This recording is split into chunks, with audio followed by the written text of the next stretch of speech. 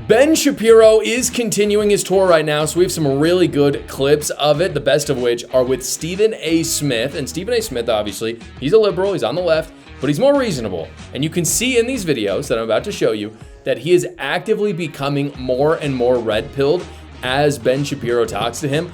Also stick around to the end because we're going to be breaking down the latest controversy with Shawn Ryan, some big time lies that he and a guest spread about the most conservative group in America. Stick around for that. So Ben Shapiro went on Stephen A. Smith's show, and people have been floating for a while that Stephen A. Smith might be gearing up for a run for the presidency. And Ben just asks him point blank. Here's what he says.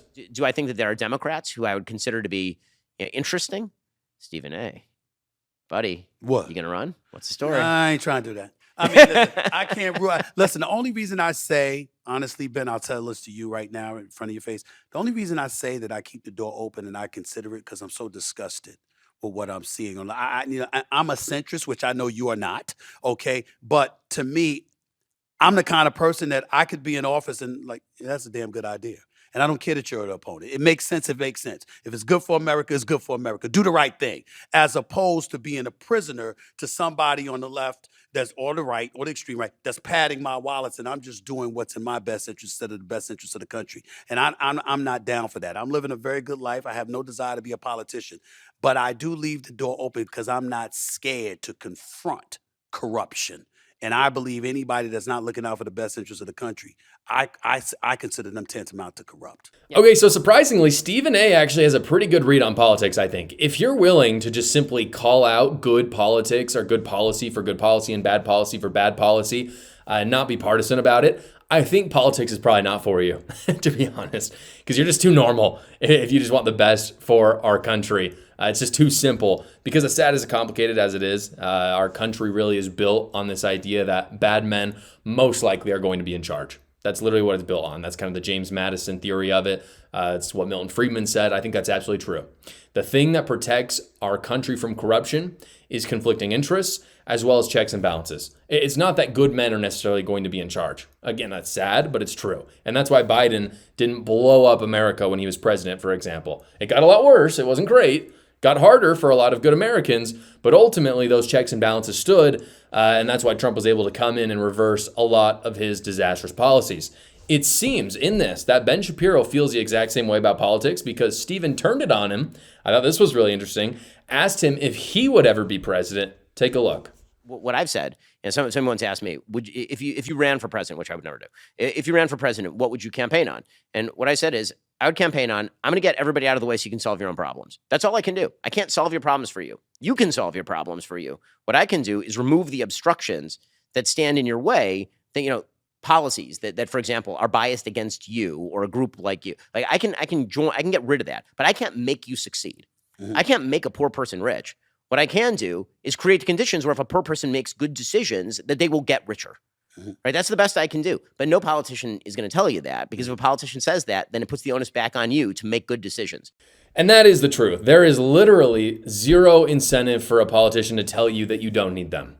That's their whole mantra. They want you to believe that you are dependent on them, whether it's for welfare checks, whether it's for retirement, healthcare, regulation. All of that is centered on the idea that you need a politician and that you are their servant, not the other way around. What Ben is talking about is actually the right way of governing, the actual moral way of governing, and it's the opposite. It's the message is this. It's very simple. It's you're already enough. As a person, you're enough.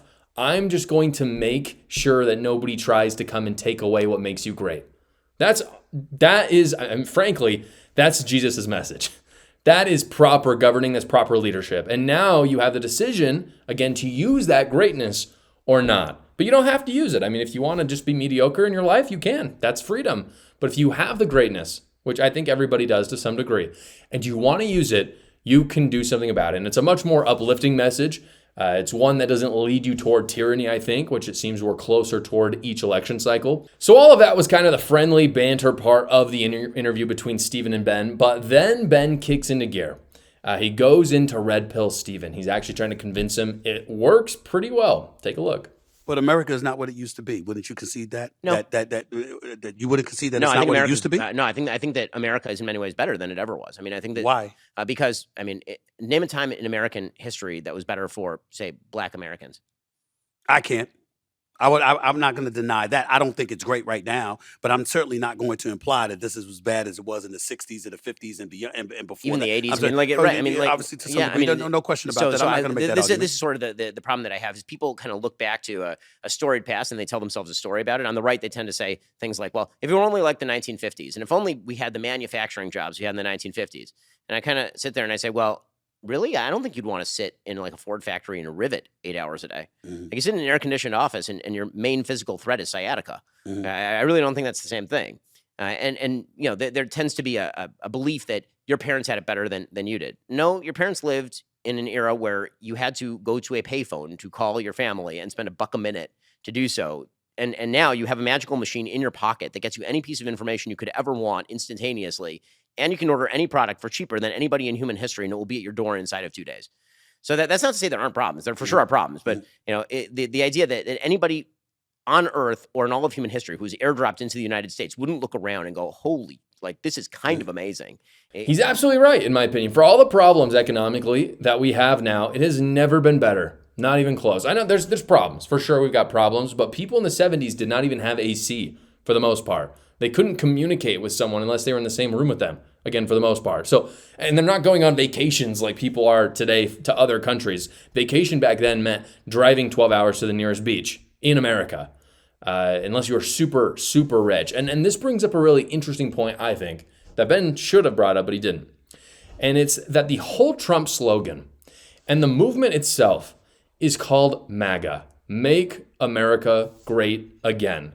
And the important word in that is again. So what are we talking about when we say again? And I fear that too many people have taken the position that the again is the economy and not the culture. Because believe me, we don't want America to be like the 70s again economically. People who say that are just not thinking straight. They had 14% inflation at one time. Interest rates were incredibly high. But culturally, on the other hand, yes, we want America to once again be like the 60s and 70s in terms of the importance of the nuclear family, birth rates, closed borders, American patriotism. Absolutely yes, for everybody. But economically, which is what a lot of populists on the right are kind of pushing for right now, no, they're trying to falsely spread that. Ben makes the point that populism is actually more in line with the left right now than conservatism. I think it's a compelling point, and I think that Stephen actually got convinced. The idea that we see in, I think, this New York mayoral race, which is that there's an affordability problem. The reason there's an affordability problem is because rich people exist. Billionaires should stop existing. If we just didn't have rich people, or if we somehow punished rich people, somehow this would make poor people richer. Whenever people talk about income inequality, I always start to curdle a little bit because the reality is the problem is not income inequality. The problem is poor people need to be richer. Okay, the entire premise of the idea of income inequality is that rich people are rich because they're stealing from poor people. That's false. That's not true. Bill Gates did not get rich by stealing from poor people.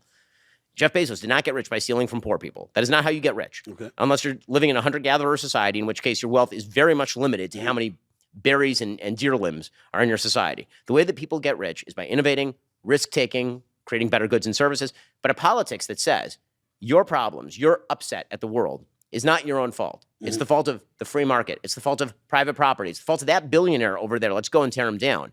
That is a very, very dangerous policy. The reason why it's dangerous is because of the fact that it's false. The common response, this is all socialists and communists say, the common response to something like what Ben is saying there is that he's just a bootlicker. He just loves billionaires. But it's actually quite the opposite. And this is where I think the left is suffering. I think conservatives could do a better job of messaging.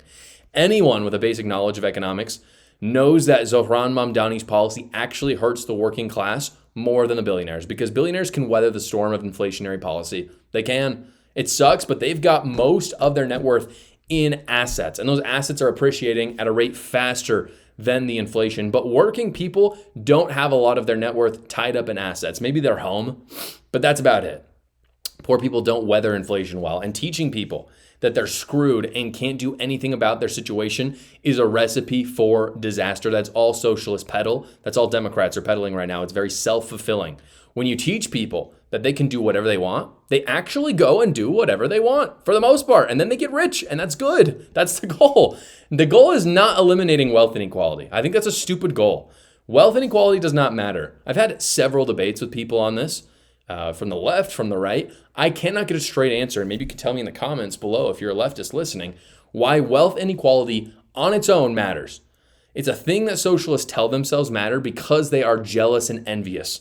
The thing that a real patriot wants, someone that actually loves his fellow citizens, is for everyone to be rich, regardless of if someone is much richer than that other rich person. Before we get to the rest of the news, the progressive left is a cult, guys. I talk all about it in my book, A New Cult. Go check it out right now. I talk about some crazy stories over the last few years. I talk about a lot of COVID-related things that I can't, frankly, talk about because of big tech, but I can't talk about there. So go check it out right now. The link is in the description below. Shawn Ryan, who is a really, really large conservative podcast host, if you haven't heard of him, is coming under fire right now, and he should. He is under fire because he had a guest named Nathan Apfel on his show that attacked the most conservative group in America, members of the Church of Jesus Christ of Latter-day Saints, or Mormons, as a lot of people know. As many of you know, I am a member of the church. And here's the thing. This episode, and I want to talk about it because it's just a lie. I'm not here as a representative of the church. It has nothing to do with that. I'm not trying to convince people in this video, because most people who watch this show are not members of the church, to become members of the church. I'm just talking about how this is isolating the most conservative group in America and how that's a massive mistake for conservatives. Here's the thing. This episode was on megachurches and priestcraft and how churches can be very corrupt. I actually think it's a great topic. I think it's fantastic. I've got no problems with it. I think that's a huge problem in America. I think having a discussion, even about my own church, by the way, it's totally fine. No problems with that whatsoever. The problem is that Nathan Apfel went on and made some incredibly egregious and big lies. And I'm going to show some clips of them right here. I say lies and not mistakes because they are lies so egregious that you could have fact-checked them with a simple Google search. Usually when you have people on these podcasts, they're hard hitters. They've done some deeper research than the average person. That's why they're on there, so that people can learn about them. The things that he says, anybody could just go look up and be like, oh, that's just completely false. And for those of you who aren't members of the church, again, you're probably thinking, what does this have to do with politics or conservatism? We are seeing conservative political commentators all over, not just Shawn Ryan with this episode, tell huge lies about the most conservative church in America and about the most conservative group in America, I believe. And it's only a matter of time, this is my fear, before that group determines they are done with the conservative movement. I'm not talking about the Republican Party. The Republican Party is part of the conservative movement in a sense, but I'm talking about a lasting movement to promote things like patriotism, the nuclear family, birth rates, etc. It's not a small number, by the way, people. There's kind of this misnomer out there that members of the church are just this tiny little group in America that have no political relevance. It's 7 million Mormons in the United States, many of which, by the way, live in Nevada and Arizona, which are swing states. I actually think that if you look at the numbers in the counties, there's a huge reason why Nevada and Arizona went towards Trump, and it's because of members of the Church of Jesus Christ of Latter-day Saints and the hard line that Democrats were taking with abortion, which members of the church don't like. So the Republican Party and conservatives cannot afford to lose them. With that lengthy intro out of the way, here is what Shawn Ryan and his guest said about the most conservative group in America. The LDS Church petitioned the IRS to add the term auxiliary in front of church in the 60s. And it was men's clubs back in the day. So men would meet up, smoke cigars, hang out, talk. And they're like, this is technically church. And so the IRS added this term auxiliary to their definition. Well, there's no definition, black and white definition of what an auxiliary is. So if there's no definition, anything can be an auxiliary. So the LDS Church registers their investment fund as an auxiliary, which means that auxiliary is technically a church. It gets the same benefits that the church gets. Flash forward 27 years, they're worth $300 billion, and it's all for-profit ventures registered as churches. Wow. 300 billion. 300 billion in market assets. The LDS Church will hit $1 trillion in market assets in the next decade, all under the guise of a religious institution. And the crazy part is not $1 of that. Now it's a hedge fund because they're hedging. That not a single dollar of that fund has ever gone to humanitarian purposes or even the church. So right off the bat, clue one, that this man knows nothing about the church. He says that the auxiliary started with men wanting to smoke cigars. It's against one of the commandments of the church to smoke. So off to a bad start, man. You've lost your credibility from the get-go. The only thing that he says in this clip that is accurate is that the church has hundreds of billions of dollars in assets. It's absolutely true. And I'm happy about it, by the way, as a member. This includes church buildings, temples, farms, public stocks, land, private companies. If you don't like that, fair enough. That's the thing. Cool. If you don't like that as a Christian, or maybe you're an atheist, no problem with that. We can have an argument about that, whatever. But what this man lies about is that not $1 goes toward the church or humanitarian effort from that fund. And this is where the egregious lines, these lies come out. That net worth statement of $300 billion includes worship buildings. So obviously that's for church use. So already debunked. In terms of charitable donations, here's a chart of how much they've donated over the past 4 years. What you can see in 2021, if you're just listening, I'll read it out. $906 million. This was reported by the Salt Lake Tribune that hates the church, by the way. 2022, $1.02 billion. 2023, $1.36 billion. 2024, $1.45 billion. So more than $4 billion, close to $5 billion over the last 4 years. So he's making a bold-faced lie there. Again, you can argue that's not enough. You could say, look, they're worth $300 billion. They should have given $10 billion. That's an argument. But to lie and say it's just zero is pure anti-church propaganda. And this stuff pisses Latter-day Saints off. Pisses me off. If you go on X right now and look up prominent LDS voices, they're pissed about this because it makes us not trust good conservative voices like Shawn Ryan. And again, he's someone that I want to respect, but he's posted these clips all over social media saying the church doesn't donate money, and that's not true. They're also making the case in this video that the church should lose its 501c3 status, which obviously is that they're not taxed. And they're basically saying, and this is where I think the conservatism and the church really intersect here, is that they're saying this money would be better off with the U.S. government than with the church. And I just can't think of something less conservative than an idea like that. After that clip that I showed you at first, this is where the lies heat up big time. It gets very bad, like Joe Biden debating Donald Trump bad. And a lot of times, so the LDS Church is now the second largest private landowner in the U.S., 2.3 million acres. Wow. Tax-free. All under the guise of religion and freedom of religion. And none of this goes to... They have farms, and this is where the LDS Church is very interesting, and we can get, I really want to dissect the LDS Church with you. They have farms, and so they say, hey, we're building our storehouse. So this is Old Testament Torah. So we're going to have goods and supplies in the storehouse, sufficient in God's storehouse. So they're quoting Malachi. And if you've tithed to us, if you've given your full tithe, you're going to get to enjoy the benefits of our storehouse if there's a natural disaster or if Jesus comes. So they're building their conglomerate, demanding you give 10% of your gross revenue to them, and then you'll be able to benefit from us if something happens. And here's the kicker. If you don't give your full tithe, you don't get to benefit. How do they know? Oh, they look at your bank statements. They turn in their bank statements? Every year at the LDS Church, you have to go in, and I can't remember what it's called, but it's a meeting with your bishop, and you have to discuss your finances. And he says, have you been a full tithe payer? And if you haven't, it's literally you're docked. And if you're not a full tithe payer, you don't get your temple recommend. And if you don't have your temple recommend, you don't get to heaven with your family. So I have some personal insights to what he's saying. I was actually a missionary in Washington State. That's where I served. The LDS Church owns farms up in Washington State. They have a ton of land, tons and tons of land. They are not joking when they say that they own, the second most private land in the United States. That's absolutely true. I have personally picked crops, boxed potatoes in Washington State, a lot, and given truckloads of it to poor people and also just random people. I don't know if they paid tithing. Most of them weren't even members. So it's just a bold-faced lie. I just don't even know where he's getting it from. I mean, he's probably got it from some random YouTube video of someone who hates the church. I also happen to be a clerk in the church. Again, for those of you who, the church is very different from other denominations. If you're a Christian of another denomination, in the LDS Church, we have a lay ministry, meaning that nobody gets paid. So essentially, we all get assignments, and that's how the church runs. And those assignments change from time to time. You might have it for 2-3 years. My assignment right now is that I'm the clerk of my congregation, which essentially means I'm responsible to take records of people who have been baptized, for example, or people who move into our congregation or outside. And the other thing that I'm responsible for is distributing all of the welfare for my congregation. So I'm very actually involved in the things that he's talking about. I'm also in charge of setting up this tithing meeting that he talks about with the bishop.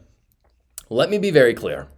Nobody shows their bishop bank statements, and that's never been done, at least in my lifetime, because not only am I part of that, I also do that every year. And here's how the meeting goes. He doesn't verify. He doesn't press you about it. He gives you the chance to talk to him just on, about anything spiritually. And then if you have financial problems, maybe you could talk to him about that. And then you have an opportunity to confess before God that you are tithing. And that's it. And you can lie if you want. I don't recommend it, but you can. And I've done it for, I'm 24 years old. I've done it every single year of my life. And every year with different bishops, it's gone the exact same way. And you do not need, this is one of the biggest lies. You do not need to be a full tithe payer to get welfare from the church in any capacity. That's it, just a bold-faced lie. In fact, you don't even have to be a member of the church. All you have to do is talk to the bishop, and if he feels that you have a need, he can distribute that welfare through the clerk, as I talked about. So here's an interesting graph that's been going on X. Again, intersecting with politics here. The poverty rates by states. If you look, the lowest is in Utah. Why is that, you might ask? Why is poverty so low in Utah? And by the way, really low in Wyoming and Idaho, which have a ton of members as well. The reason why, and it's very bad in New Mexico, New York, Washington, D.C. The reason why is because the church has successfully privatized welfare. We do not rely on the welfare of the federal government. If you look at what Utah actually takes from the federal government, it's pretty much the only conservative state that does not take a lot from the government. Leftists make this point a lot, that there are red states that take a lot from the government. It's absolutely true. They do take a lot from the federal government. Utah is an outlier in that. And the reason why is because the church is a private form of welfare. What Shawn Ryan in this clip and what Nathan would have you believe is that the church should give their money to the state, and then the state should then be in charge of the welfare. And Utah does that differently because they're not taxed, because the church is not taxed. They have all the money they need to distribute the welfare. The result of that is the lowest poverty rate by a mile in the United States. So the lies that he says at the end of that clip that I showed are just complete fabrications. And by the way, that goes, again, for about 60% of Utah are members of the Church of Jesus Christ of Latter-day Saints. 40% are not.